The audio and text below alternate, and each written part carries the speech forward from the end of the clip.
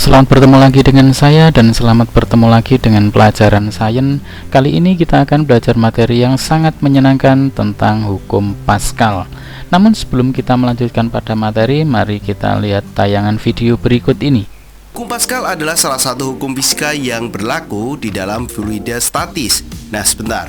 Kalian perlu tahu apa itu fluida. Fluida adalah zat yang dapat mengalir. Contohnya adalah zat cair atau zat gas. Nah, hukum Pascal dirumuskan oleh ilmuwan asal Prancis, yaitu Blaise Pascal. Hukum Pascal menyatakan bahwa tekanan yang diberikan pada suatu fluida di ruang tertutup akan diteruskan sama besar ke segala arah. Untuk lebih jelasnya, yuk simak skema percobaan hukum Pascal berikut ini. Skema ini menunjukkan bahwa adanya benda seberat W menyebabkan tekanan di piston bawahnya di bagian sebelah kanan. Tekanan pada piston sebelah kanan tersebut akan diteruskan oleh fluida ke segala arah. Tentunya, salah satu dari dinding piston yang di sebelah kiri itu akan menerima tekanan yang sama dengan piston yang sebelah kanan. Kita perlu tahu dulu rumusan hukum Pascal. Untuk mengetahui lebih dalam tentang hukum Pascal, kita perlu mengetahui formulasinya. Kenapa? Pipa yang digunakan untuk mengangkat mobil itu lebih besar daripada piston kendalinya atau pipa kendalinya. Hukum Pascal menyatakan bahwa tekanan di piston sebelah kiri sama dengan piston sebelah kanan. Secara matematis, dirumuskan bahwa P1 sama dengan P2. Hukum Pascal memiliki banyak manfaat dalam kehidupan sehari-hari.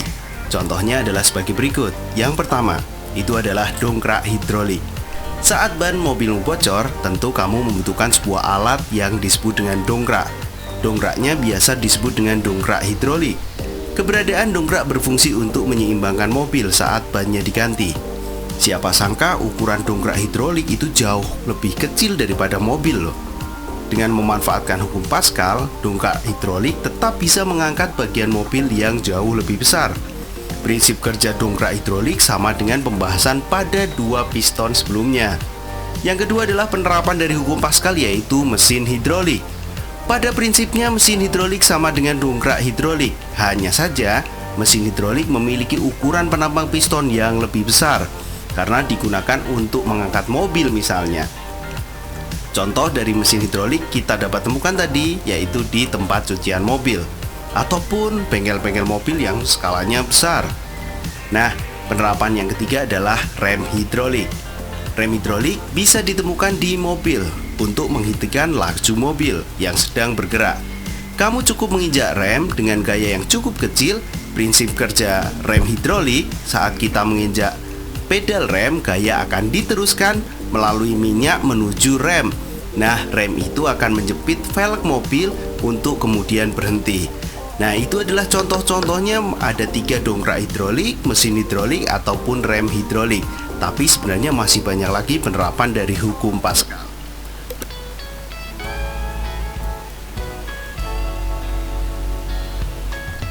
Setelah kita melihat tayangan video tadi, mari kita pelajari formulasi tentang hukum Pascal. Hukum Pascal menyebutkan zat cair atau zat gas dalam ruang tertutup, jika mendapat tekanan maka tekanan akan diteruskan ke segala arah dengan besar yang sama atau sama besarnya. Jika ini adalah dua buah pipa, pipa kecil dan pipa besar, jika zat cair pada pipa kecil ini mendapat tekanan yang ditandai dengan P1 tekanannya pada pipa kecil, terus kemudian pada pipa besar itu ditandai dengan P2. Jika pipa kecil mendapat tekanan maka tekanan akan diteruskan ke pipa besar yang kemudian ditandai dengan P2 yang nilainya adalah sama besar. Nah, dengan demikian maka bisa dituliskan formulasinya P1 sama dengan P2, di mana P1 adalah tekanan pada pipa kecil dan P2 adalah tekanan pada pipa besar. Berdasarkan rumusan pada tekanan zat padat, di mana tekanan adalah gaya tekan dibagi dengan luas bidang tekan. Sekali lagi, gaya tekan dibagi dengan luas bidang tekan. Nah, jika itu gaya tekan pada pipa kecil maka ditandai dengan F1. Nah, kemudian luas penampang pada pipa kecil ditandai dengan A1. Kemudian untuk gaya pada pipa besar ditandai dengan F2 dan luas penampang pipa besar ditandai dengan A2. Maka kita sudah mendapatkan formulasi untuk hukum Pascal. Jadi F1 dibagi dengan A1 sama dengan F2 dibagi dengan A2. F1 ini adalah gaya tekan pada pipa kecil, A1 itu luas penampang pada pipa kecil, dan F2 adalah tekanan pada pipa besar, dan kemudian A2 adalah luas penampang pipa besar.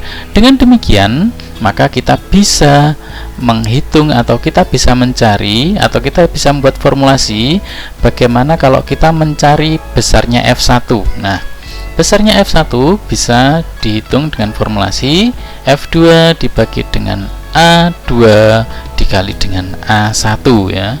F2 dibagi A2 dikali dengan A1. Dengan demikian, maka kita juga bisa menghitung atau membuat formulasi kalau misalkan kita ingin mencari A1, luas penampang pada pipa kecil.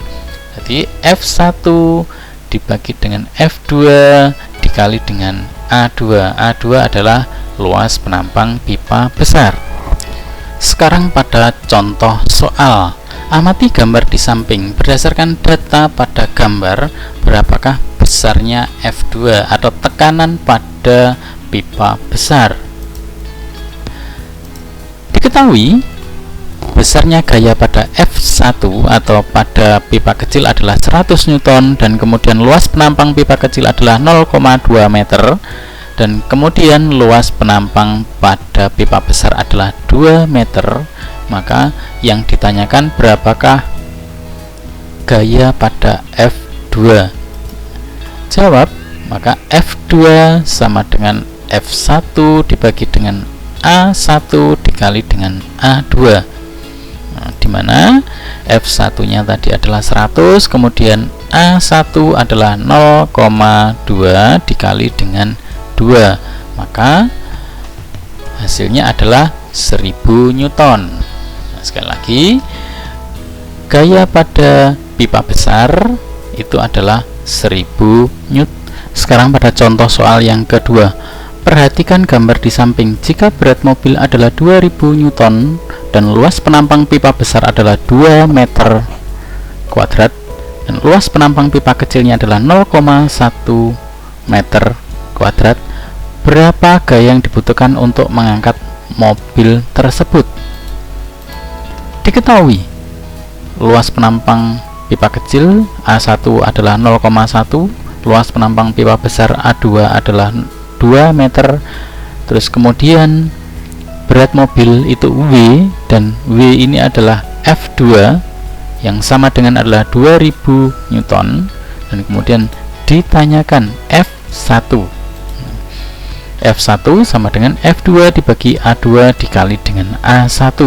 Maka F1 sama dengan 2000 dibagi 2 itu 1000 dikali dengan 0,1, maka hasilnya adalah 100 Newton. Sekali lagi, hasilnya adalah 100. Yang terakhir adalah latihan soal. Silakan Anda pelajari 2 nomor latihan soal ini dan kemudian siapkan alat tulis, pulpen, dan buku tulis. Silakan ditulis soalnya dan kemudian untuk dicoba untuk dijawab. Terima kasih dan selamat belajar.